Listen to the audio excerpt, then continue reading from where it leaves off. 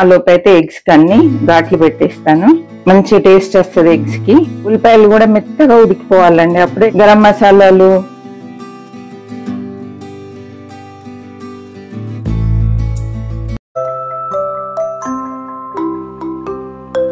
Hi hello నమస్తే అండి. అందరు ఎలా ఉన్నారు? సంతోషంగా ఉండాలని కోరుకుంటూ ఈ రోజు కూడా ఈజీ సింపుల్ రెసిపీతో మేము ముందుకు వచ్చాను. అంటే అన్ని సింపుల్ రెసిపీస్ పెడుతుంది అని అనుకోకండి. వంట రాని వాళ్ళు కూడా ఈజీగా చేసుకునే విధంగా అన్ని టిప్స్ తో సహా ఈ రోజు నేను ఈ రెసిపీ మీకు పరిచయం చేయబోతున్నా. మన ఛానల్లో అన్ని ఈజీ రెసిపీసే ఉంటాయి. తప్పకుండా చివరి వరకు చూడండి, మీకు నచ్చుతుంది. చాలా టేస్టీగా ఉంటది. ఇంట్లో అందరికీ నచ్చి తీరాల్సిందే. అంత టేస్టీగా కమ్మగా ఉంటదండి. ఎగ్ పులుసు చేయబోతున్నా. మామూలుగా ఆనియన్ ఎగ్ పులుసు చాలా మంది అడుగుతున్నటువంటి రెసిపీ అండి. ఈరోజు సింపుల్ మెథడ్ లో నేను చేసి చూపించబోతున్నా. ఏమేం వాడతాము, రుచి రావడానికి ఏం చేయాలి అనేది అన్నీ షేర్ చేయబోతున్నా అండి. చివరి వరకు తప్పకుండా చూడండి. చూస్తున్న ప్రతి ఒక్కరు లైక్ చేయండి. స్టవ్ అయితే ఆన్ చేస్తున్నాను. నేనైతే 4 ఎగ్స్ ఉడకబెట్టి పక్కన పెట్టాను, పొట్టు కూడా తీసేసాను. ఇవి కూడా 4 ఉల్లిపాయలు తీసుకున్నా, 1 పచ్చిమిర్చి తీసుకున్నా. చాలా స్పైసీగా ఉంది, అందుకే 1 పచ్చిమిర్చి వేసాను. మీరు కావాలంటే 2-3 అయినా వేసుకోండి. పులుసు కూర కొంచెం స్పైసీగా ఉంటేనే బాగుంటది, కానీ ఇవి విపరీతమైన స్పైసీ ఉన్నాయండి. ఓకే, కడాయి వేడైంది. పులుసు కూరలో ఎక్కువ ఆయిల్ పట్టదు. 2 టేబుల్ స్పూన్ల ఆయిల్ వేస్తున్నాను.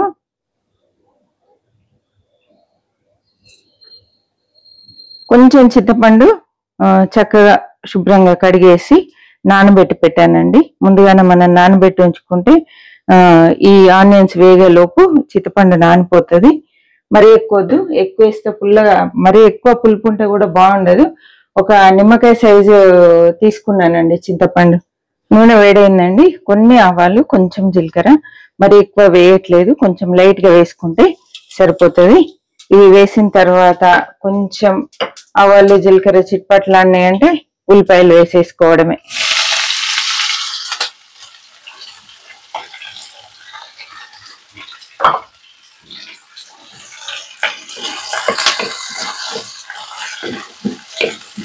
ఒకసారి అంతా కలిపేసి మూత పెట్టి మంచిగా ఉల్లిపాయలు మగ్గే వరకు మగ్గించాలండి. ఇదే టైంలో కొంచెం కరివేపాకు కూడా వేసుకున్నాం. పులుసులు ఏ వేసినా కూడా కరివేపాకు వేస్తే సూపర్ ఫ్లేవర్, సూపర్ టేస్ట్ ఉంటుందండి. 4 ఎగ్స్ కి 4 మీడియం సైజ్ ఉల్లిపాయలు తీసుకున్నాను. మీకు కర్రీ ఎక్కువ క్వాంటిటీ కావాలంటే మాత్రం ఇంకొక 2 ఉల్లిపాయలు వేసుకోవచ్చు. ఇలా అంతా కలిపేసుకొని మూత పెట్టి స్టవ్ కాస్త తగ్గించేసి మీడియం ఫ్లేమ్ లో పెట్టి మనము ఉల్లిపాయలు మగ్గించాలండి. పూర్తిగా మెత్తగా అయ్యేంత వరకు మనము సిమ్లోనే పెట్టి మగ్గించాలి. ఒకసారి చూద్దామండి. ఒక 2 నిమిషాల వరకు మధ్య మధ్యలో కలుపుతూ ఉల్లిపాయలు మగ్గించానండి. ఆల్మోస్ట్ 2 మినిట్స్ పట్టింది ఇవి మగ్గడానికి. కలర్ స్టార్ట్ అయింది. ఇలా మగ్గిన తర్వాత ఇప్పుడు ఇందులో 1/2 టీ స్పూన్ అల్లం వెల్లుల్లి పేస్ట్ అండి, 1/4 టీ స్పూన్ పసుపు, 1 టేబుల్ స్పూన్ కసూరి మెంతి, 1 టీ స్పూన్ కారం అండి. మీరు తినేదాన్ని బట్టి కారం యాడ్ చేసుకోండి. ఎందుకంటే కొందరు ఎక్కువ తింటూ ఉంటారు, కొంచెం తక్కువ తింటారు, దాన్ని బట్టి వేసుకోండి. 1 టీ స్పూన్ ఉప్పు అండి. ఉప్పులు, కారాలు, గరం మసాలాలు మీరు తినేదాన్ని బట్టి అడ్జస్ట్ చేసి వేసుకోండి. ఇవన్నీ చక్కగా నూనెలో వేగాలి. అప్పుడే కర్రీకి మంచి టేస్ట్ వస్తుంది. అల్లం వెల్లుల్లి వేగేలోపు మనం వేసిన అన్ని మసాలాలు వేగిపోతాయండి. కసూరి మెంతి ఉంటే వేసుకోండి, లేదా పచ్చి మెంతాకు అయినా పర్లేదు, మెంతాకు ఉంటే మెంతాకు వేసుకోండి. కానీ కసూరి మెంతి తోటి మంచి ఫ్లేవర్, కమ్మటి రుచి వస్తుందండి. ఇప్పుడు మనము చింతపండు రసం వేసేసుకుందాం. నేను అంతా తీసి పెట్టాను. రసం వేసేసుకొని ఇందులో కంపల్సరీ వేయాల్సింది ఏంటంటే మెంతి పొడి అండి. మెంతులు వేంపి పొడి చేసింది ఒక 1/4 టీ స్పూన్. జీలకర్ర కూడా వేంపి పొడి చేసి పెట్టాను, ఇది కూడా 1/4 టీ స్పూన్ వేస్తున్నా అండి. అంతా ఒకసారి కలిపేసుకోవాలి. మీకు ఎంత చిక్కదనం కావాలి అనేది చూసుకోవాలండి. నేనైతే కొన్ని వాటర్ వేస్తున్నా, ఒక పావు గ్లాస్ వరకు వేస్తాను. ఎందుకు అంటే ఉల్లిపాయలు ఉడకాలి, ఎగ్స్ ఈ మసాలాల్లో ఈ పులుసులో ఉడికితే భలే టేస్టీగా ఉంటాయండి.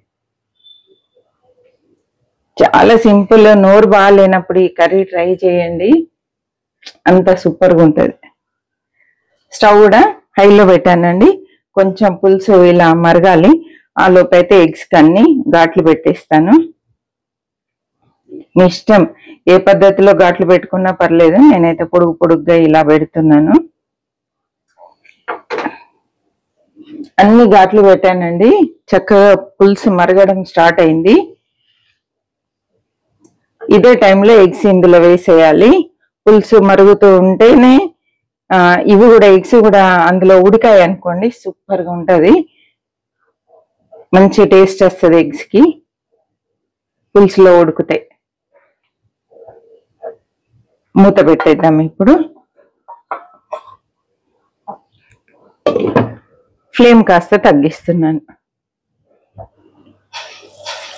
ఆల్మోస్ట్ ఒక 6-7 మినిట్స్ పులుసులో ఉడికాయండి ఎగ్స్. చూడండి, ఇలా చిక్కగా కావాలి.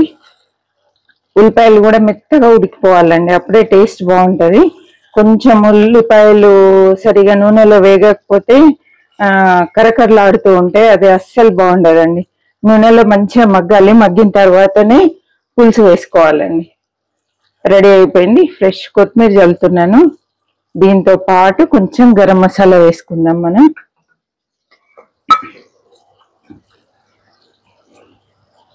గరం మసాలాలు తర్వాత కొత్తిమీర లాస్ట్ లో వేసేసి ఒకసారి అంతా కలిపితే సరిపోతుంది.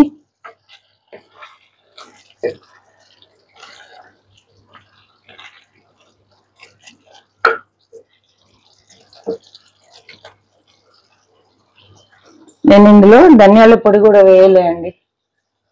స్టవ్ అయితే ఆఫ్ చేస్తున్నాను. చూసారు కదా టేస్టీ గుడ్డు పులుసు ఎలా చేసాము ఏంటి అనేది. మీకు నచ్చినట్లయితే తప్పకుండా లైక్ చేయండి, షేర్ చేయండి, సబ్స్క్రైబ్ చేయండి. మరి ఒక మంచి రెసిపీతో మళ్ళీ కలుద్దామండి. అప్పటి వరకు సెలవు అండి. చివరి వరకు చూసినందుకు థ్యాంక్ యూ సో మచ్. కొత్తగా చూసే వాళ్ళు ప్రీవియస్ వీడియోస్ చూడండి. నచ్చితే బాగున్నాయి అనిపిస్తే సబ్స్క్రైబ్ చేసి పక్కనే ఉన్న బెల్ ఐకాన్ ప్రెస్ చేసి అందులో ఆల్ అనే ఆప్షన్ సెలెక్ట్ చేయండి. అప్పుడు నేను పెట్టే ప్రతి వీడియో మీకు నోటిఫికేషన్ రూపంలో రావడం జరుగుతుందండి. థ్యాంక్ యూ సో మచ్ అండి.